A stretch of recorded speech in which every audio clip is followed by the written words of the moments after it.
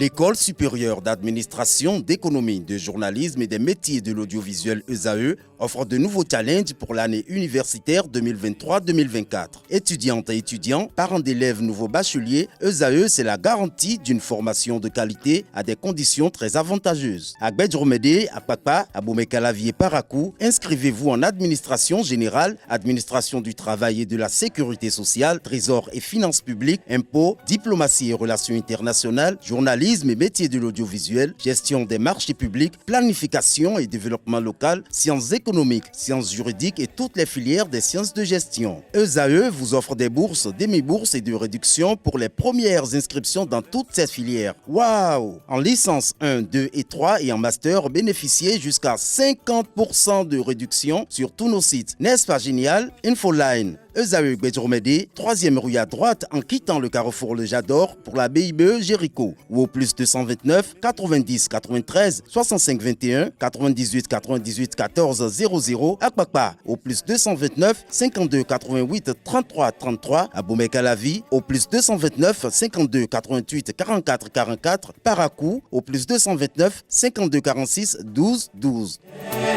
ESAE, l'excellence à un an. Nous voici pour l'invité matinal de ce matin avec Hamzat Abdoulaye, noté d'entrée de jeu que le chef d'État et de gouvernement de la Communauté économique des États de l'Afrique de l'Ouest, CEDEAO, se sont réunis en sommet extraordinaire à Abuja le 24 février dernier.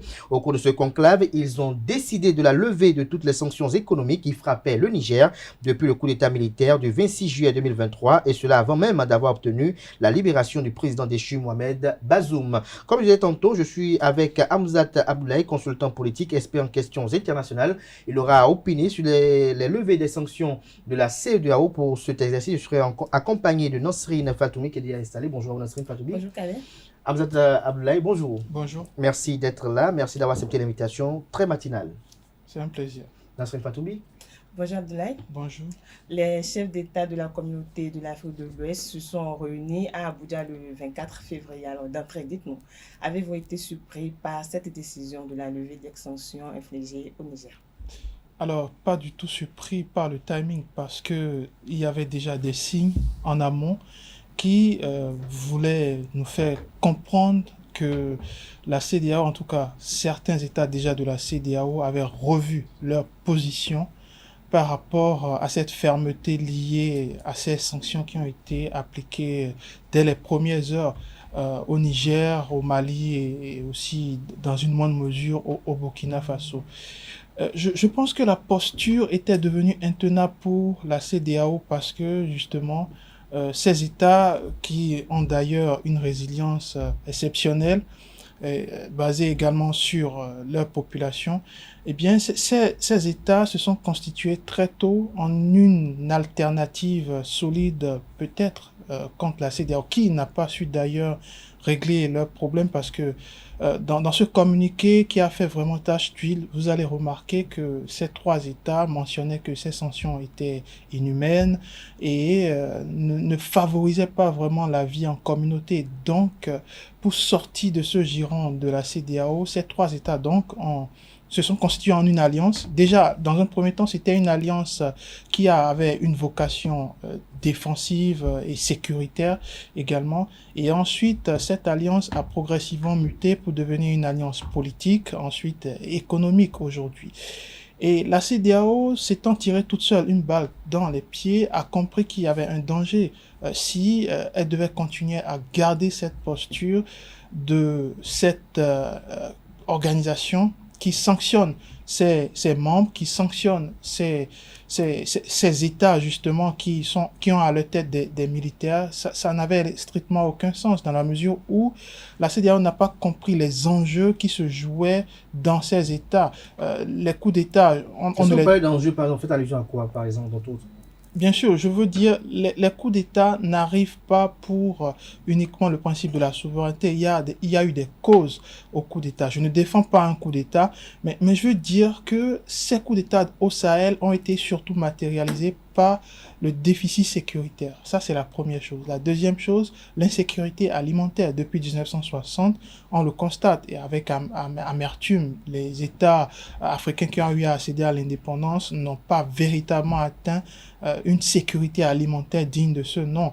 Et dernier point, la corruption, la gabegie, le népotisme au sommet de l'État qui fait en sorte que le pouvoir, quoique civil, quoique parvenu par la voie des urnes, n'arrive pas à être transparent et au niveau de la gestion bien entendu, et n'arrive pas véritablement à convaincre les populations. Donc est-ce que ces pathologies que vous exposez là ce matin avec l'arrivée des jeunes au pouvoir ont disparu? Alors, absolument pas, parce que il faut de tout pour faire rien, et justement, il faut prendre le temps de guérir ce type de mal. Mais suivez mon regard, je pense que ces jeunes arrivés au pouvoir sont venus avec une certaine volonté de mettre fin à tout cela. Et j'évoquais tantôt le défi sécuritaire. C'est pas gagné d'avance, parce que le défi sécuritaire, c'est un défi qui dure des décennies, surtout quand on évoque le terrorisme et le djihadisme, début des années 2000. Donc, et ça a eu le temps de prendre du terrain, et normalement, c'est que ces forces, une fois parvenues au pouvoir, ont mis en place des stratégies communes pour faire front contre le terrorisme. Vous faites bien de me poser la question, dans la mesure où la CEDEAO, justement, n'a pu rien faire pendant toutes ces décennies contre la montée du terrorisme, alors que le danger a toujours été là, alors que le besoin d'être aidé, secouru a toujours été là. Et à côté de ça, on a eu droit plus à des sanctions complètement en décalage et en déphasage avec la réalité de ces États. Mais parlant de ces sanctions, est-ce que la levée de ces sanctions aujourd'hui constitue un aveu de faiblesse? Oui, absolument. Je disais tantôt que la levée de cette sanction matérialise une chose fondamentale, le changement du rapport de force. Quand je le disais à dessein tout à l'heure, ces États se sont constitués en une alliance. Et cette alliance a renforcé le changement de ce rapport de force. Aujourd'hui, ce n'est plus le Burkina, le Mali ou le Niger qui ont besoin de la CEDEAO, c'est bel et bien la CEDEAO qui a besoin de ces États, et ça change absolument tout. Comment la CEDEAO a besoin d'eux? Parce que si vous prenez ces trois États, déjà sur le plan historique de la création de cette communauté, ils ont joué un rôle fondamental et clé. Ensuite, sur le plan démographique, le retrait de ces trois États ferait énormément de mal à la CEDEAO. Et troisième point, le plan économique. Vous l'avez constaté, ces États qui, bien entendu, sont des États enclavés et qui donc n'ont pas un port, bénéficiaient, ou plutôt faisaient bénéficier les États de la côte, faisaient bénéficier à l'économie de ces États qui étaient sur les côtes. Et je pense qu'avec ces sanctions, on a compris que ce n'est pas que ces trois États qui ont été atteints au niveau économique, mais surtout les États du Golfe de Guinée, le Bénin, surtout, ont été plus frappés par ces mesures, parce que justement, ces États étaient les ports naturels, je vais dire, de ces trois États. Je termine là-dessus en disant surtout que aujourd'hui, la CEDEAO a revu sa position, mais la question qu'on se pose, c'est est-ce qu'il n'est pas tard? Est-ce que cette levée des sanctions n'est pas une levée tardive et peut-être inefficace et sans aucun impact sur le changement qui est en train de s'amorcer? Est-ce que, selon vous, la CEDEAO ne peut-elle pas vivre géographiquement et économiquement sans ces juntes au pouvoir? Alors, face à ce type de défi, l'idéal, bien entendu, parce que la CEDEAO, ce n'est pas une petite institution, c'est une organisation qui est rodée et qui a des dispositifs justement qui peuvent prendre en considération ces types de mesures. Mais je pense qu'on perd beaucoup plus de temps. Je pense que la CEDEAO perd plus de temps sur ce qui n'est pas du tout essentiel. Parce que, ayant écouté les déclarations, ayant suivi avec passion d'ailleurs les déclarations des chefs d'État de ces trois pays, je ne pense pas qu'un retour soit d'actualité. Parce que la confiance a été rompue le jour où la CEDEAO, avec en tête le Sénégal, le Bénin et le Niger, avait menacé d'intervention militaire le Niger pour rétablir un certain ordre démocratique. Oui, mais la menace de la CEDEAO, à travers le Bénin, le Niger, le Sénégal, qu'on a cité tout à l'heure, repose sur des textes de la CEDEAO. Alors, de quel texte vous parlez? Je ne suis pas certain parce que déjà, la CEDEAO n'a pas... C'est imprévu, c'est bien prévu. La CEDEAO n'a pas de prérogative pour ce genre de choses, surtout quand il s'agit de souveraineté, surtout quand il s'agit de questions liées à l'interne, à la politique interne. Alors, bien entendu, la CEDEAO a une posture, c'est-à-dire défendre la démocratie, c'est-à-dire faire la promotion de la démocratie, parce que la démocratie, bien entendu, c'est ce pouvoir du peuple par le peuple et pour le peuple. C'est bien entendu l'idéal. Mais là, on a évoqué certaines causes sur lesquelles on ne reviendra pas. Il y a eu un problème à un certain moment dans ces États. La maison de mon voisin brûle. Ah oui. Nous faisons partie d'une collectivité, si on peut le décrire ainsi. Il faut consulter. Je pense que ça a été le défaut fondamental de la CEDEAO. La CEDEAO n'a pas pris la peine de prendre le pouls à l'intérieur de ces États pour savoir quelles mesures justes il fallait adopter et surtout sur quel temps. Surtout sur quel temps. Vous voyez le Mali est sanctionné littéralement depuis le premier coup d'État 2020, ensuite le second 2021. Et en 3 ans, pas grand-chose n'a évolué de ce côté-là. Donc c'est pour dire que ces sanctions n'ont pas pris en mesure la réalité sociologique et culturelle présente dans ces États en question. Et ça a été un très mauvais choix. Et je rebondis sur votre question en me disant, la CEDEAO aujourd'hui devrait penser à vivre sans ces 3 États. Moi, je fais foncièrement partie de ceux qui pensent que quand vous avez une gangrène qui vous atteint le pied, c'est pas un motif pour se tuer, non. Vous pouvez tout de même couper ce pied, vous pouvez tout de même couper cette jambe et continuer à vivre. C'est le prix à payer aujourd'hui pour cette CEDEAO. Parce que les mots ont été trop durs, les mots, vous les avez suivis autant que moi. Il y a eu des mots très durs à l'encontre de ces États, à l'encontre surtout du Niger. J'évoque surtout les propos du président nigérien, je vais y arriver, et les propos du président béninois et sénégalais par ailleurs qui ont clairement été fermes, ce qu'on peut comprendre à travers leur posture. Ils sont des chefs d'État élus par la voie des urnes et bien entendu dans cette communauté il fallait défendre quand même l'idée, le principe de la démocratie, mais c'est le ton qu'on reproche à la CEDEAO et à ses chefs d'État. Et aujourd'hui, il va falloir couper cette jambe. Comme le disait Jésus, si votre jambe est un achoppement pour vous, vous devrez bien la couper pour continuer à vivre. Et je pense qu'aujourd'hui, c'est là où la CEDEAO est arrivée. Il va falloir vivre sans ces États parce qu'il faut rappeler, et je finis là-dessus, il faut rappeler que la CEDEAO, enfin la fin de la présence de ces États au sein de la CEDEAO ne veut pas dire la fin de la diplomatie ou encore moins la fin des relations internationales. Donc, il va falloir trouver des mécanismes pour peut-être collaborer de façon efficace avec ces États de l'AES et surtout pour que la dynamique, on parle de la CEDEAO des peuples, pour que cette dynamique ne meure pas justement et pour que les relations continuent à avoir lieu. Et je mets surtout un point très important sur le bilatéralisme. Le bilatéralisme n'est pas du tout mort. Au contraire, c'est le moment d'en faire vraiment une arme de nos diplomaties. Constater que la diplomatie est en état de mort cérébrale dans la sous-région, il y a pas mal de crises qui sont en train de prendre d'ampleur et la diplomatie n'arrive pas à faire grand chose. Encore plus, notre diplomatie au Bénin est une diplomatie devenue amorphe qui suit à peu près tout ce qui ne doit pas être dit. Et ça, c'est quand même dramatique. Donc, pour faire revigorer cette diplomatie, il faut renouer avec le bilatéralisme. Ce n'est pas parce que le Niger a des problèmes avec la CEDEAO que le Bénin aura des problèmes avec le Niger, parce qu'en termes d'État et surtout en termes de relations internationales, il n'y a pas d'amitié, on n'a que des intérêts. Et au nom justement de ces intérêts, il est important de sauvegarder ce bilatéralisme. Alors j'ai une question pour vous à 2 volets.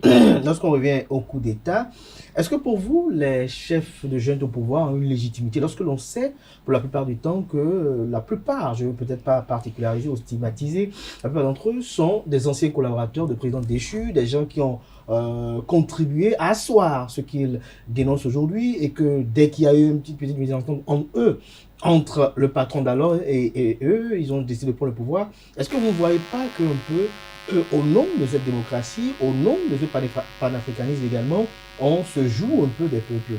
Il y a un proverbe bambara que j'aime souvent citer, qui est vraiment l'expression de la sagesse. On ne rase pas la tête à quelqu'un en son absence. Et je pense que n'ayant pas compris le sens de ce proverbe, surtout à l'encontre de leur peuple, les dirigeants parvenus à la tête de ces États, par la voie des urnes, n'ont pas véritablement compris les enjeux. C'est-à-dire, ils ont échoué dans la gestion du pouvoir politique, ils ont échoué dans la gestion du pouvoir économique et ils ont échoué, bien entendu, dans la gestion du pouvoir social et culturel. Donc, c'est autant de facteurs qui légitiment, parce que moi, je suis clair par rapport à ça. J'ai vraiment plein de temps dans les débats, j'ai comme l'impression qu'on s'en prend souvent aux dirigeants. Absolument. Sans parfois s'en prendre à nos systèmes politiques, puisque on va peut-être pas aller quitter le champ du sujet qui nous réunit ce matin, mais on constate que la plupart des acteurs politiques qui étaient très éloquents, qui avaient un très beau discours, une fois au pouvoir, ils changent. Pour la plupart du temps, c'est la même chose. Est-ce que les chefs de jeunes au pouvoir aujourd'hui aussi ne prennent pas également des décisions hasardeuses, par exemple? Je suis clair par rapport à ça. Les coups d'État qu'on a subis depuis 2020 n'ont rien à voir avec les coups d'État des années 70 et 80. La différence, elle est là. La différence est surtout au niveau de cette gestion. Entre 70 et 80, les coups d'État qu'on avait, c'était des coups d'État d'humeur. C'est-à-dire, on se lève un matin, on n'est pas d'accord avec le pouvoir en place, qui n'est peut-être même pas légitime ou parvenu au pouvoir par la voie des urnes, et on les déloge. Et le jour d'après, bis repetita. Donc, prenez l'exemple d'ailleurs de ce Bénin, ce petit Bénin, d'ailleurs magnifique, qui entre 70 et 80 a connu une multitude de coups d'État et a d'ailleurs reçu ce surnom de l'enfant malade de l'Afrique. Donc, c'est pour dire qu'aujourd'hui, ce n'est plus du tout les mêmes thématiques ou les mêmes enjeux. Aujourd'hui, j'évoquais la question de la souveraineté. Vous faites bien d'ailleurs de faire un crochet par rapport à cette question du système hérité depuis 60. Le système hérité en 60, ensuite en 90, avec l'arrivée de cette démocratie, démocratie importée, n'a pas épousé la réalité culturelle et sociologique des États africains.